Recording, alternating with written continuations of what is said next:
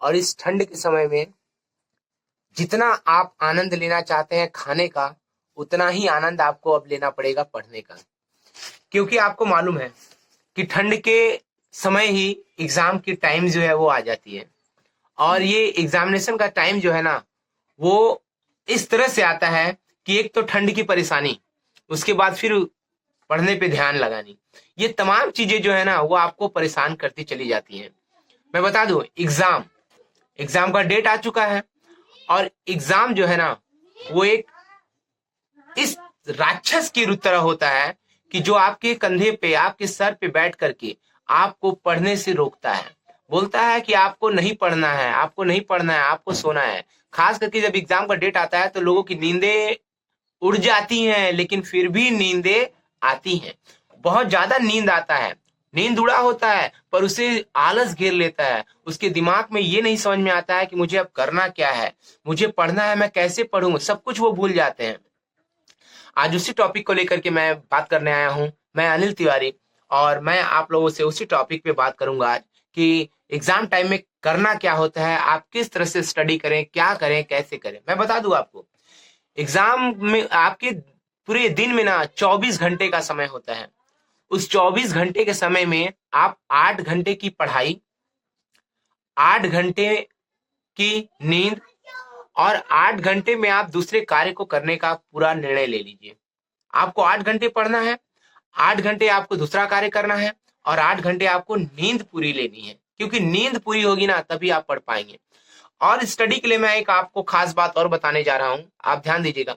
जब आप पढ़ने बैठे तो माँ सरस्वती से आप प्रणाम करते हैं, और माँ सरस्वती से आपको आग्रह करना है कि माँ, मैं जिस तरह से अपने स्टडी को स्टार्ट कर रहा हूं, यह स्टडी अच्छे तरीके से समाप्त हो, और जो भी मैं पढ़ूं वो मेरे मस्तिष्क में, मेरे ज्ञान दिमाग में हमेशा के लिए बैठा हो, हमेशा के लिए वो भर जाए, उसे मैं फिर कभी भूलूं ना। और इस तरह से इस बात को लेकर के आप अपने स्टडी को तैयार कीजिए, आप स्टडी करना स्टार्ट कीजिए। मैं बताऊं आपको, पढ़ने का जो सही तरीका होता है ना, माँ सरस्वती को जिस लेवल पे आप बैठे हैं, उस लेवल से ऊपर की ओर माँ सरस्वती को रखिए कि वो पूजनीय होती हैं। यानी कि किताब या नोटबुक जो आप रख रहे हैं, वो जहां आप बैठते हैं उसके ऊपर होनी चाहिए। उनका स्थान जो है वो आपके बैठने के लेवल से ऊपर होना चाहिए। यानी कि अगर आप बिस्तर पे बैठ के पढ़ रहे हैं तो याद रखिए, आप सामने तकिया रखिए, पिलो, तकिया रखिए, तकिए के ऊपर आप बुक रखिए। उससे आपका स्थान और माँ सरस्वती का स्थान जो है वो ऊपर हो जाए। और उसके बाद मैं बताऊं आपको कि लोग कहते हैं कि नींद सोते समय, सुबह में सोने के बाद सुबह में उठ करके पढ़ना, नींद नहीं खुलती है।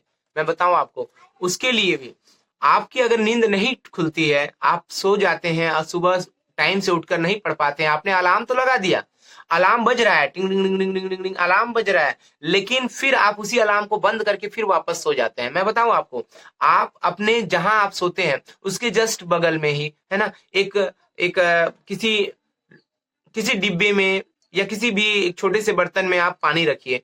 अब पानी रख करके वहां एक कपड़ा रखिए, उसके पास एक कपड़ा रखिए, और अपने अंदर देखिए, इच्छा शक्ति मजबूत होनी चाहिए। अगर आपकी इच्छा शक्ति मजबूत नहीं है तो आप कार्य को आप सही तरीके से कर नहीं पाएंगे। इसलिए आपकी इच्छा शक्ति मजबूत होनी ही चाहिए, और इच्छा शक्ति आपकी मजबूत इसी से होगी।